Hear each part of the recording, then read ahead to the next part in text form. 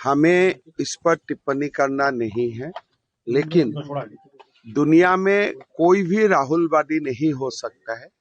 इसलिए राहुल गांधी का दिमाग में बीमार भी है और दिमाग की हालत भी उनका ठीक नहीं है, तो उनको तो अच्छा से ट्रीटमेंट करवाना चाहिए। महाराष्ट्र कांग्रेस अध्यक्ष ने आज कहा कि टीपू सुल्तान और शिवाजी महाराज को बराबर सम्मान मिलना चाहिए। अब देखिए, जो भी ये सब बात बोलते हैं, कोई थोड़े फर्क पड़ने वाला है। शिवाजी महाराज का जगह में होगा, और टीपू सुल्तान कैसे हिंदू का ऊपर अत्याचार करे थे। एक हिंदू का रक्षक था और एक हिंदू का भक्षक था, तो दोनों बराबर कैसे हो सकता है। तो ये बात जो बोलते हैं, इसका मेरा नहीं लगता है उनका कोई हिस्ट्री का ऊपर कोई भी छोटे से भी नॉलेज होगा। असम में कितना डेमोक्रेसी। देखिए, असम का हालत बहुत नाजुक है, और असम का जो हिंदू मुस्लिम का डेमोग्राफी है, अभी लगभग मुस्लिम पॉपुलेशन वहाँ में 40% हो चुका है।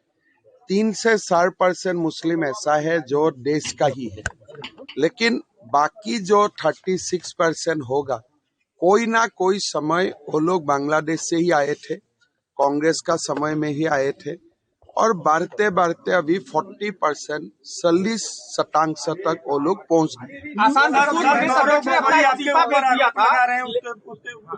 मेरा ऊपर कोई आरोप नहीं लगा।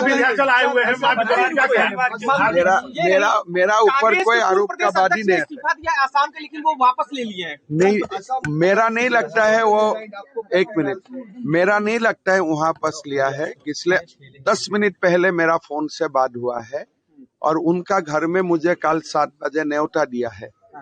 तो अगर रिजिग्नेशन वहाँ पास लेते थे तो मुझे क्यों न्योता देगा वो? क्या वो बीजेपी ज्वाइन करने वाले हैं?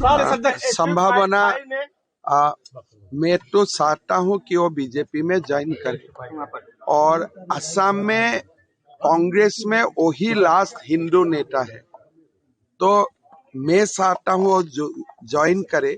कल 7 बजे मैं उनको घर में मुलाकात करूंगा, फिर वो पक्का हो जाए। गोगोई को लेकर आपने कहा था कि पाकिस्तान से इनका कनेक्शन है, क्या आने वाले समय में गोगोई को क्या गिरफ्तार किया जा सकता है?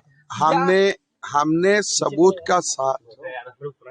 का साथ ये मामला भारत सरकार को हस्तांतरित किया, और आगे भारत सरकार उसका ऊपर फैसला लेगी। एस्टीन फाइल को लेकर के हरदीप पुरी का इस्तीफा मांगने जा रहे हैं। उस फाइल में कुछ भी हरदीप पुरी का बारे में क्या गलत बात है? राहुल गांधी ने कहा है कि यूएस डील किसानों के हित में नहीं है। वो यूएस डील पढ़ सकता है क्या?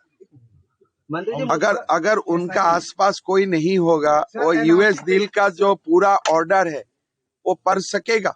मुस्लिम वाले बयान पर सुप्रीम कोर्ट आज फटकार लगाई है और हाईकोर्ट सीधे जाने कहा। इस पे क्या? देखिए, उसमें मेरा जो बयान जब भी होता है वो कॉन्स्टिट्यूशनल लिमिट का अंदर में ही होते हैं, तो इसीलिए मेरा कोई डर नहीं है। जहां भी जिसका मर्जी है वो चला जाए, लेकिन मैं जो बात बोलता हूँ असम का और हिंदू समाज का भले के लिए बोलता हूँ, और ये तो मैं बोल भी रहूंगा।